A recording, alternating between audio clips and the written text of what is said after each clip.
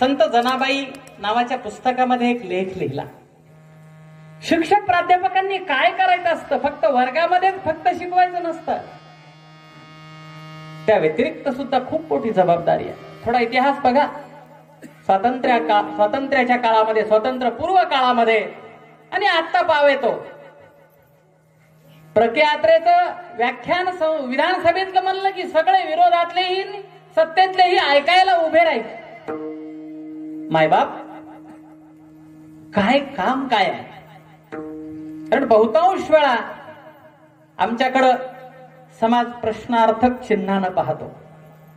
खरं सांगू, वर्गामध्ये महाविद्यालयीन माझ्या वर्गामध्ये जेव्हा मी कंपल्सरी इंग्रजीच्या वर्गामध्ये उभा राहतो तेव्हाही हेच चिंतन मांडतो, फक्त भाषा इंग्रजी असते.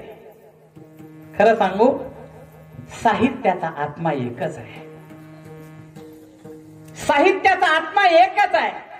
तुम्हाला चिमटा घेतला आणि मला चिमटा घेतला तरी सारखंच दुखतं. बरं का गिरी महाराज.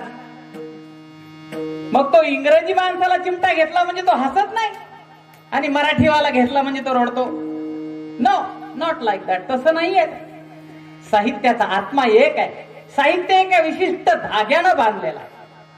मी काय सांगत होतो, प्रेमे छंदे. हा, इथं नटलं पाहिजे, इथं नाचलं पाहिजे, नाचत जाऊ त्याच्या गावात. का कीर्तनामध्ये नाचलं पाहिजे, नटलं पाहिजे. का त्याची कारण आहे. वरण भाग्यवंता नटे हरी कीर्तना,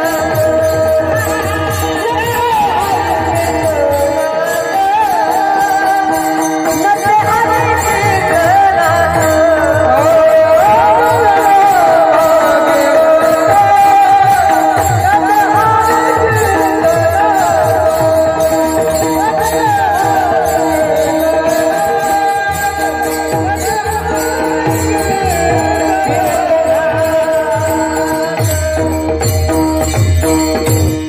नक्की नटा, कुठेही नटा, परंतु तरणा भाग्यवंत नटे हरी कीर्तनात. काय कीर्तनामध्ये काय असतं माहित आहे? मला माफ करा, क्षमा करा. ह्या मागील 5-10 वर्षामध्ये कीर्तनाचा धाट आणि बाज बदलतोय रमण महाराज. म्हणून मी प्रकर्षाने सांगत असतो की मी कीर्तनामध्ये उभा राहतो तेव्हा मला माहित नाही मी विनोद किती बोलतो. कारण कीर्तनामध्ये विनोद मुद्दामून ओढून आणायचा नसतो. सहज झाला तर ठीक आहे. बहुतांश वेळा विद्यमान काळामध्ये कीर्तनकार सुद्धा कीर्तनात गटारच उपसताना दिसत आहेत. कीर्तनाचा उद्देश तो नाही आहे. तरुण मुलं बसलेली आहेत, विद्यार्थी बसलेले आहेत, बुजुर्ग मायबाप बसलेले आहेत आणि कीर्तन एका प्राध्यापकाचं आहे. मला माहित आहे कीर्तनाला येत असताना 5-6 प्रकारचे गाते, श्रोते, पाहते, ऐकते. ह्याच्यातले बरेच जण पाहायला आलेत. शंकर कल्याणे सरांनी महाराज आणलाय म्हणे, प्राध्यापक आहे, डॉक्टर आहे, कसं आहे बघू. छान आहे. हो, नुसती दिसण्यावर माणसाची जबाबदारी असत नाही. माणसानं दिसण्यापेक्षा माणसानं असावं. माणूस कसाही दिसो पण तो चांगला असावा. काय सांगितलं? कीर्तन का जबाबदारी आहे? होयांग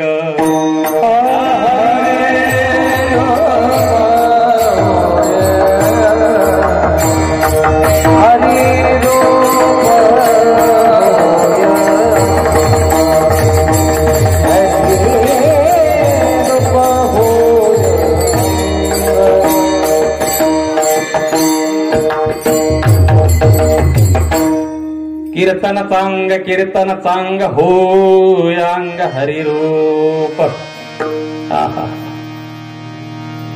कीर्तनामध्ये असा काही अद्वैत अनुभव, अद्वैत आनंद उभा राहावा की प्रत्येकानं चिंतन करावं. काळ सारावा चिंतने. कीर्तनात काय असतं? काळ सारावा चिंतने, एकांतवाची गंगा स्नाने, देवाच्या भजने, प्रदक्षिणा तुळशीच्या. कीर्तनामध्ये संसाराच्या गप्पा तर कुठेही मारतोच की हो, परंतु संसारामध्ये प्रत्येकाला न संपणाऱ्या आनंदाची प्राप्ती पाहिजे आणि दुःखाची निवृत्ती करायची आहे. मज लागी दुःख व्हावे, हे का कोणी? तुम्हाला वाटतं दुःख व्हावं? कुणाला तरी वाटतं का? तुम्हाला वाटतं मला दुःख व्हावं? मज लागी दुःख व्हावे ऐसा कोणी न भावे जीवे, कुणालाच नाही वाटत. मला दुःख कीर्तन ऐकायला येण्याचा उद्देश काय आहे?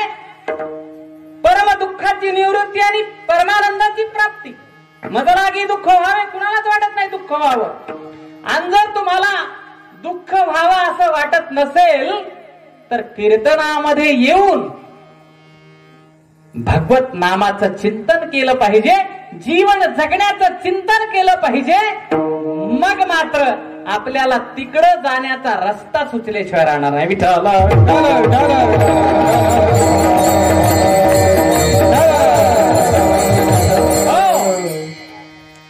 जबाबदारीने बोलत असताना मी सांगितलं, जयाचा वेलू गैला गगनावरी. ज्या माऊलींनी, ज्या जणाबाईंनी, मुक्ताईंनी ज्या संप्रदायाची मुहूर्तमेढ रोवली, ज्या संत नामदेवरायांनी अगदी महाराष्ट्रामध्ये नाही पंजाबमध्ये जाऊन आलोय. कल्याणे सर गुमानगावला जाऊन आलोय. खूप मोठा महिमा आहे तिकडे. आपल्याकडे नामदेव महाराज म्हणतात ते भगत नामदेव जी कहते, भगवान नामदेव जी कहते. तिथं त्यांची समाधी आहे आणि त्यांचं गुमान गावातील लोकांचं नामदेव महाराजांविषयी मत काय आहे माहित आहे का? ते म्हणतात नामदेव महाराजांची समाधी इथं आहे आणि आपण म्हणतो पांडुरंगाच्या पायरीजवळ आहे. ते म्हणतात दो नामदेव महाराज थे, फिर यहां भी थे और वहां भी थे. एवढे लोक संत नामदेवांना मानतात. महाराष्ट्राच्या बाहेर जाऊन ज्यांनी संप्रदायाचा प्रचार प्रसार केला आणि जगद्गुरु तुकोबराय, जगद्गुरु तुकोबरायांसारखा संसार आणि जगद्गुरु तुकोबरायांचा परमार्थ, परिणामी ज्यांनी भागवत संप्रदायाला कळसरूपी एवढा सुंदर असा झळाळी दिली, त्या जगद्गुरु तुकोबरायांचा मानवी जीवनाचं सार्थक, मानवी जीवनाला आपण का आलो हा सांगणारा 4 चरणांचा सर्वांच्या परिचयाचा अभंग कीर्तन रूपी सेवेकरिता निवडलेला विठ्ठल विठ्ठल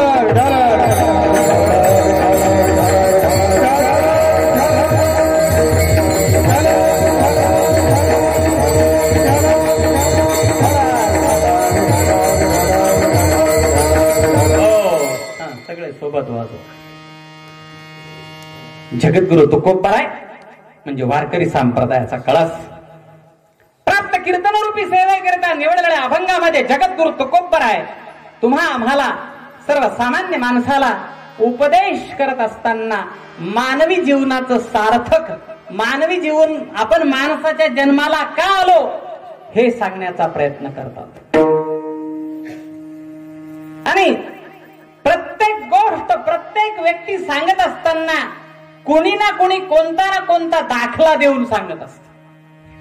हो, अनेक जीवनामध्ये दृष्टांत आणि सिद्धांत येत असताना जगद्गुरु तुकोबराय, जगद्गुरु तुकोबरायचं उभं आयुष्य मी कधीही सांगत असतो. अहो हा कोविड काहीच नाही आहे. ही कोविड नावाचं जे हे संकट आहे, महामारी आहे, हे काहीच नाहीये जगद्गुरु तुकोबरायांच्या जीवनाच्या आणि जगद्गुरु तुकोबरायांच्या संघर्षासमोर. आणि मग बरोबर आहे, त्यांची काही चूक नाही. ए बाळा माय बोलू नको, माझ्याकडे बघ, माझ्याकडं ते तोंडावरचं काढ. ते त्याच्या मागून बोलायला लागला. हा आता तुझ्याकडेच बघतो 5-10 मिनिटं, म्हणजे तू नीट राहा.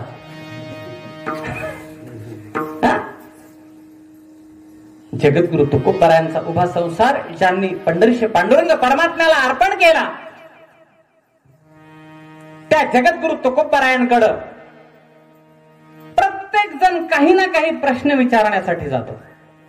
मला खूप आनंद वाटतो जेव्हा महाराष्ट्रामध्ये आता प्राध्यापक आणि ही सगळी मंडळी संत साहित्याचं विवेचन करत आहे.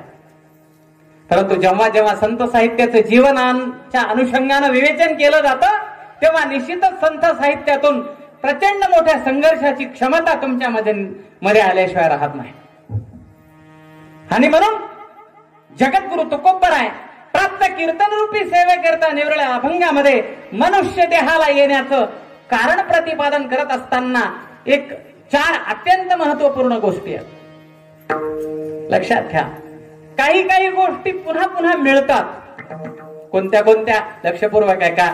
पुनर्वित्तम, पुनर्भार्या, पुनर्मित्रम, पुनर्मही, एततम लभ्यम पुनः पुनः न मनुष्य शरीर पुन्हा. काय लक्षात घ्या? 4 गोष्टी पुन्हा मिळतील. कोणतं? एखाद्या माणसाचं धन गेलं त्याला पुन्हा मिळेल, हरकत नाही. काही जण जुगारात जातात, इकडं नसतील खेळत नाहीत ना इकडं. काही जण जुगारात जातात, काही जण पिण्यानं जातात, तेही नाही इकडं. नद्या असल्यामुळं पेत नसतील. इकडचं सांगतोय मी. हो. आणि मग त्यांचं गेलेली संपत्ती पुन्हा मिळेल. पुनर्वित्तम, पुनर्भार्या. एखादं वैतागलं, एखादी बाय, एखादी माझी भगिनी वैतागली आणि तिनं सोडून दिला नवरा, त्याला दुसरी पत्नी मिळेल. एखादा व्यक्ती आहे माझ्यासारखा, शिकायला असताना औरंगाबादला वेगळा मित्र, इकडे आल्यानंतर आमचे गिरी महाराज मित्र झाले, आमचे विजय पवार सर मित्र झाले. पुनर्मित्रम, पुनर्मही. जमीन गेली, जाते ना जमीन. हो, भले भलेची जमीन जाते, पुन्हा मिळू शकते. परंतु एततम सगळ्या गोष्टी पुन्हा पुन्हा मिळतील, परंतु मनुष्य शरीर पुन्हा मिळणार नाही. म्हणून मायबाप जगद्गुरु तुकोबराय मनुष्य शरीराचं महत्व अभंगाच्या पहिल्या चरणामध्ये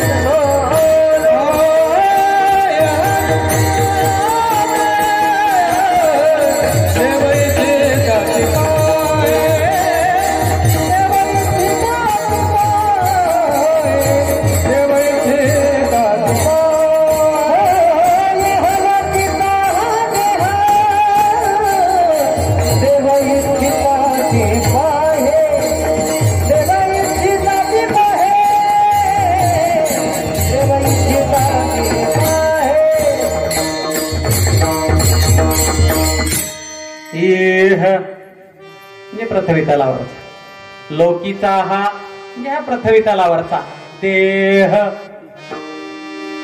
आता एखादी वस्तू कोण मागतो त्याच्यावर अवलंबून असतं बरं का. गावचा पाटील आहे, आणि त्यानं मंदिरावरच्या माईक मध्ये येऊन घोषणा केली की सर्व गावकरी मंडळींना माझी नम्र विनंती आहे की मी अडचणीत आहे, मला मदत करा. निश्चित सगळ्या गावाचं लक्ष लागेल, बापरे पाटलांना गरज आहे म्हणल्यावर दिलं पाहिजे. जगद्गुरु तुकोबराय सुद्धा दृष्टांत आणि सिद्धांत सांगत असताना मागणी कोण करतोय? सामान्य व्यक्ती जर त्यानं मागणी केली असती तर कदाचित दुर्लक्षित झालं असतं. परंतु माणसाच्या देहाला येण्यासाठी कोणाची इच्छा आहे? स्वर्गीचे अमर इच्छा स्वर्गीचे अमर इच्छा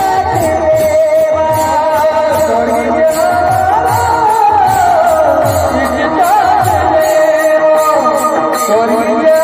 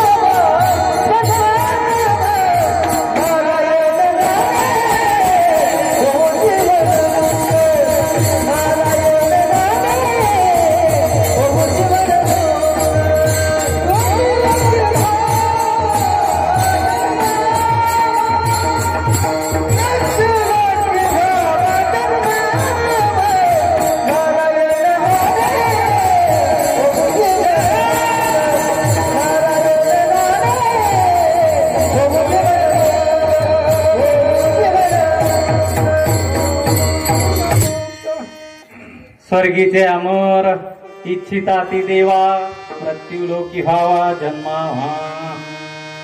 आता संपूर्ण कीर्तन इथंच ह्याच चरणावर संपणार आहे बर का. इह लोकीचा हा देह. आता इथं चिंतन बरच मांडायचं आहे. कारण नरदेह दुर्लभ जाना शतवर्षाची गणना तयामध्ये दुःख यातना. लक्षात घ्या.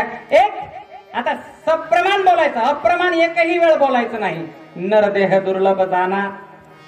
संत म्हणतात की हा नरदेह दुर्लभ आहे. दुर्लभू दुर्लभू दुर्लभू रे. हा नरदेह दुर्लभ आहे. पुन्हा बरं हा नरदेह मिळाल्यानंतर काय? सगळा नरदेह सगळा कामी येतो का भजनाला? मग कुठे कुठे जातो? शत गणिले ते अर्धरात्र खाय.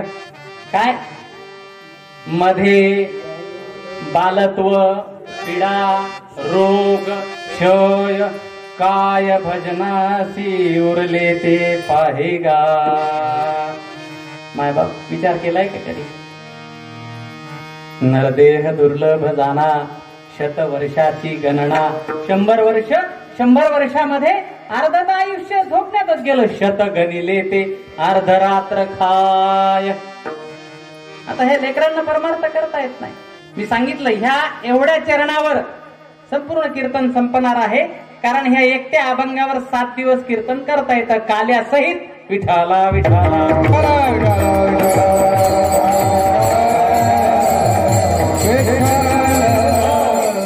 नरदेह दुर्लभ जाना शतवर्षाची गणना शत गणिले ते अर्धरात्र खाय. अर्धा आयुष्य झोपण्यात. माझे आदरणीय परमश्रद्धेय परम मित्र बाबासाहेब महाराज इंगळे आणि आम्ही एकदा बोलत बसलो होतो. ते म्हणले जायबाई सर आपलं बरं आहे, त्यातल्या त्यात तुमच्यासारख्याच तर डबल बरं आहे म्हणले. आपण 2-4 जण ए माय ए दादा ए वासरा बोलू नको ना. इकडे इकडे इथे बोलतो का येऊन? माहिती नाही एकदा येऊन बोल. ते त्या म्हणाले अरे मग बोलायला रे बोल नको. ए गोडीने सांगितलेलं कळत नसलं तर उठवून लावीन आता. आता बोलायचं नाही. तू इशारा इकडं बघायचा माझ्याकडं. कितवीला आहे तो? दुसरीला. किती 2 4? कितवीला आहे तू? किती 2 4? किती चौक 16? किती चौक 20? सांग की आता बोल मला. हा तू कितवीला रे? तुम्हाला काय वाटलं काय कपड्यावर चालले काय तुम्ही? तुमच्यापेक्षा लय 30 चौपटीनं नीट केलेत मी. तू कितवीला रे? किती वेळ येतो? शाळेतच जात नाही. ते नाकातला पसारा काढायला. किती वेळ येतो तुला? 4थीला. किती 7 28?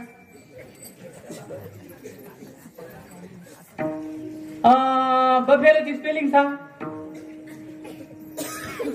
काऊ. ते काऊन म्हणायले काऊन. हा तू किती वेळा रे? दुसरी. किती 2 4? शाळेत आहेस ना पण. आता बोलू नको हा. नाही तर आता उभं करून सगळे बाराखडी म्हणायला लागेल. हा चुकली की ठाकाच आहे इथं टाळ झाली. हा आता बोलायचं नाही. हा विठाला विठाला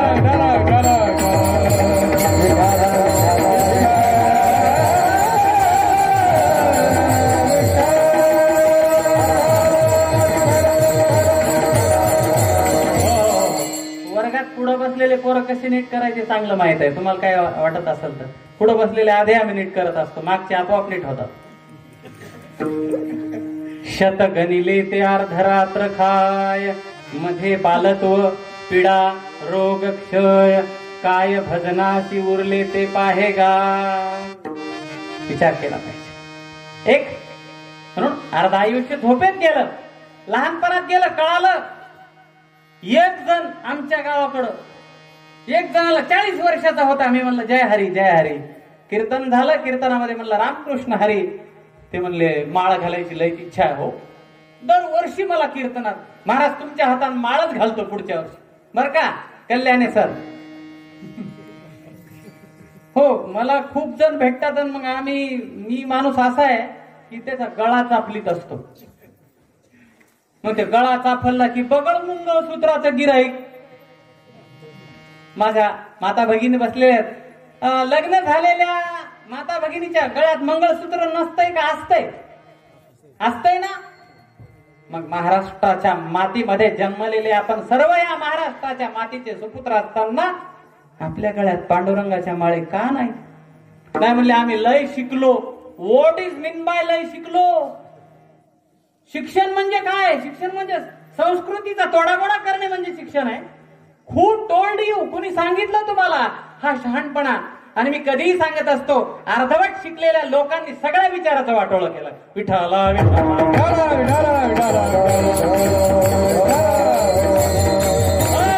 नुसत्या डिग्र्या का नाव पुढं लावून फिरतायत, उपयोग नाही. संतांच्या कधी वाङ्मयाचा अभ्यासच केला नाही. जगद्गुरु तुकोबरायांनी काय थोतांड सांगितलं? कधी समाजाची कानउघाडी करण्याचा प्रयत्न जगद्गुरु तुकोबरायाच्या अभंगातून केला पाहिजे. धर्माचे पालन ऐका जगद्गुरु तुकोबराय. धर्माचे पालन करणे पाखंड कांडन, हेच आम्हा करणे काम, बीज वाढवावे नाम. हेंदरी शेंदरी दैवते, हे तुकाराम महाराजांचे अभंग आहेत. ऐका जरा. हो हेंद्रा शेंद्राचे दैवत वारकरी नाही पूजत. आम्ही एकेश्वरवादी आहोत. आम्ही सगळ्या देवायला मानत नाही आणि आम्हाला व्रतही माहित नाहीत. माता भगिनींनो बस झाले गुरुवार, बस झाल्या चतुर्थ्या. तुम्हाला राग येत असेल चला आम्हा व्रत एकादशी, आम्हा